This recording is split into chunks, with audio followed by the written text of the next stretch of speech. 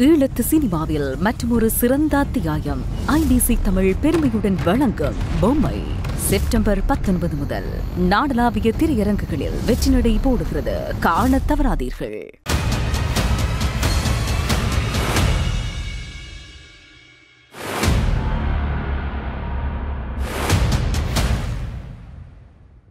வணக்கம். மற்றொரு இன்றைய பதிவினூடாக இணைந்திருக்கின்றோம். இனவாதத்தின் உறுதியான கோஷம், அதாவது இனப்பிரச்சனை இலங்கையில் இல்லை என்ற அந்த விடயம் தற்பொழுது உற்று முன்னோக்களை ஏற்படுத்தி இருக்கிறது. அது சார்ந்து பார்க்க போகின்றோம். இனவாத முகத்தின் உறுதியான கோஷம், இனப்பிரச்சனை என்ற ஒன்று இலங்கையில் இல்லை என்பது என அரசியல் ஆய்வாளரும் சட்டத்தன்மையான சமூக விஞ்ஞான ஆய்வு மையத்தினுடைய இயக்குனர் ஜோதிலிங்கம் தெரிவித்திருப்பதை நாங்கள் பார்க்கக்கூடியதாக இருக்கிறது.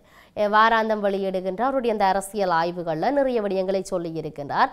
அந்த இடத்துல இந்த விடயத்தை குறிப்பிட்டிருக்கிறார். அதாவது என்பிபி அரசாங்கம் இலங்கையில் இனப்பிரச்சனை இல்லை என்று கூறி வருகிறது. இது இனவாத முகத்தின் உறுதியான கோஷம். இனப்பிரச்சனை என்ற ஒன்று இலங்கையில் இல்லை என்பதே ஆகும். அவர் எழுதிய முழு விவரங்களையும் நாங்கள் பார்க்கின்ற பொழுது சற்று எங்களுக்கு உற்றுநோக்கலை ஏற்படுத்தி இருக்கிறது.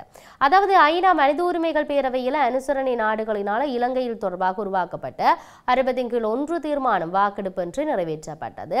இந்த தீர்மானத்தின் நடைமுறை செயற்பாடு தொடர்பாக ஐநா மனித உரிமைகள் பேரவையின் ஆணையாளர் அலுவலகம் 63வது கூட்டத்தொடரில் வாய்மூல அறிக்கையை சமர்ப்பிக்க வேண்டும். அந்த தீர்மானத்தில் குறிப்பிடப்பட்டுள்ள நல்லிணக்கம், பொறுப்புக்கூறல், மனித உரிமைகள் விடயத்தில் அடைக்கப்பட்டுள்ள முன்னேற்றங்கள் பற்றிய விரிவான அறிக்கையை 66வது கூட்டத்தொடரில் சமர்ப்பிக்க வேண்டும் எனவும் தீர்மானிக்கப்பட்டிருக்கிறது. ஸ்ரீலங்கா அரசு வழக்கம் போலவே தீர்மானத்தை முழுமையாக நிராகரித்துள்ளது. இது இலங்கை மக்களை இனரீதியாக துருவமயப்படுத்தும் என்றும் கூறியிருக்கிறது. ஸ்ரீலங்கா அரசை பொறுத்தவரை ஐநா மனித உரிமை பேரவையில் இந்த விவகாரம் இருப்பதையே விரும்பவில்லை. இதனுடைய கவலை எல்லாம் மனித உரிமைகள் பேரவையில் இருந்து அந்த விவகாரத்தை எவ்வாறு அகற்றுவது என்பது. மனித உரிமைகள் பேரவையில் இந்த விவகாரம் இருக்கும் வரை சர்வதேச மட்டத்தில் அது பேசு பொருளாகவே இருக்கும். இந்த 60-1 தீர்மானம் பொறுப்புக்கூறலில் உள்நாட்டு பொறிமுறையை சிபார்சு செய்யுது. அந்த பொறிமுறையில் கூட ஐநாவின் பிடி எதுவும் இல்லாத வகையில் சுதந்திரமான ஸ்ரீலங்கா அரசை கையாள விட்டிருக்கிறது. ஸ்ரீலங்கா அரசும் ஐநாவின் சிறிய பிடியை கூட நிராகரித்தே வந்தது. அரசின் வற்புறுத்தலால் ஆரம்ப முன்மொழிவுகளிலிருந்து மென்மையான பிடிகள் கூட முழுமையாக இல்லாமல் செய்யப்பட்டன. ஆரம்ப முன்மொழிவில் சுயாதீன சிறப்பு சட்டவாதியின் பங்கேற்புடனான பிரத்யேக நீதித்துறை ஒன்று உருவாக்கப்படல் வேண்டும் என முன்வைத்த அந்த கோரிக்கை நீக்கப்பட்டுள்ளது. இராணுவ மயமாக்கம் என்ற சொல் நீக்கப்பட்டிருக்குது. உள்ளக பொறுப்புக்கூறல் தொடர்பான அழுத்தம், அவ்வாறான சொற்பதங்களும் நீக்கப்பட்டிருக்கின்றன. இனப்பிரச்சனை என்ற சொல் முன்னர் நீக்கப்பட்ட போதும் பின்னர் பல்வேறு விமர்சனங்கள் காரணமாக இனமோதல் என்ற சொல் சேர்க்கப்பட்டிருந்தது. தற்போது உள்ளக பொறிமுறையில் அனைத்து பிடிகளும் நீக்கப்பட்டு உத்தியோகபூர்வமற்ற மறைமுக கண்காணிப்புகளுக்கு மட்டுமே வழி செய்யப்பட்டிருக்கிறது. இதன் மூலம் சிறிய மென்னழுத்தத்தை மட்டுமே பிரயோகிக்க முற்படுகின்றது. உள்ளக பொறுப்புக்கூறல் பிடிகளின் எதுவும் இல்லாவிட்டால் சர்வதேச பொறுப்புக்கூறலை முழுமையாக கைவிட்டு விட்டது என்று கூறிவிட முடியாது. சாட்சியங்கள் சேகரிப்பு தொடங்குவதற்கு ஏற்பாடு செய்யப்பட்டிருக்கு. உறுப்பு நாடுகள் சேகரிக்கப்பட்ட சாட்சியங்களை அடிப்படையாக வைத்து தங்கள் நாடுகளின் விசாரணைகளை மேற்கொள்ளலாம் என்று கூறுகின்றது. ஸ்ரீலங்கா தொடர் கண்காணிப்புல இருப்பதற்கு ஏற்பாடு செய்யப்பட்டிருக்கு. பொறுப்புக்கூறல் விடயத்தில் தமிழ் மக்கள் மன ஆறுதலை பெற்றுக் கொள்ளக்கூடிய விடயங்கள் இவை மட்டும்தான். நல்லிணக்கம், பொறுப்புக்கூறல், மனித உரிமைகள் மேம்படுத்துதல் என்பதே அறிக்கையின் தலைப்பு. நல்லிணக்கம் முதலில் வருவதால் பொறுப்புக்கூறலை விட நல்லிணக்கத்தையே முதன்மைப்படுத்துவது போல தோற்றம் தெரிகிறது. ஆனால் இத்தனையும் சர்வதேச ரீதியில் மேற்கொள்ளப்படுகின்ற விவாதம் பொறுப்புக்கூறல் இல்லாமல் நல்லிணக்கம் சாத்தியம் இல்லை என்பதே இங்கு காணப்படுகிறது. ஆகவே நல்லிணக்கம் சார்ந்து பார்க்கின்ற பொழுது நல்லிணக்கம் தொடர்பாக 2 விடயங்கள் பிரதானமாக சொல்லப்படுகிறது. ஒன்று, அதிகார பகிர்வு சார்ந்த கடப்பாட்டை அரசாங்கம் நிறைவேற்ற வேண்டும். இரண்டாவது, மாகாண சபை தேர்தலை உடனடியாக நடாத்தி வடக்கு கிழக்கு மாகாணம் உட்பட அனைத்து மாகாணங்களின் செயல்திறன் மிக்க இயங்குகையை உறுதி செய்ய வேண்டும். அதிகார பகிர்வு பற்றி மேலோட்டமாக கூறப்பட்டுள்ளது.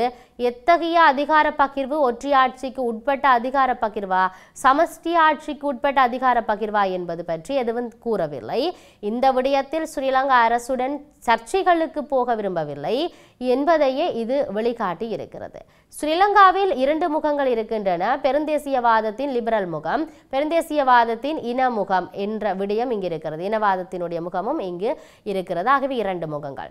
இதில் லிபரல் முகம் அதிகார பகிர்வு தொடர்பாக செல்லக்கூடிய எல்லை ஒற்றையாட்சிக்குட்பட்ட அதிகார பகிர்வு மட்டுமே தான்.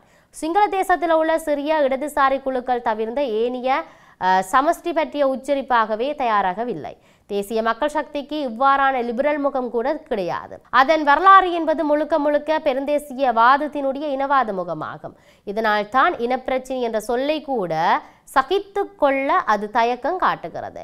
இனவாத முகத்தின் உறுதியான கோஷம் இனப்பிரச்சினை என்ற ஒன்று இலங்கையில் இல்லை என்பதே தேசிய மக்கள் சக்தி இந்த இனவாத முகத்துக்கு இடதுசாரி முகமூடியை போடுவதற்கு முயற்சிக்கின்றது. பல சந்தர்ப்பங்களில் இந்த முகமூடி கிழிந்து தொங்கியது என்பதே வரலாறு அதிகார பகிர்வு சம்பந்தமான விடயங்களை உரையாடலுக்கு எடுத்து கூட அது இன்று தயாராக இல்லை.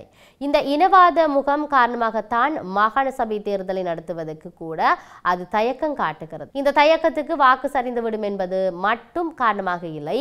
மாகாண சபை தேர்தலை நடத்த வேண்டும் என்பதில் கூட கால வரையறை எதுவும் குறிப்பிடப்படவில்லை. எங்கும் கூட மென் அழுத்தமே கொடுக்கப்படுகின்றது. இங்கும் கூட மென் அழுத்தமே கொடுக்கப்படுகிறது.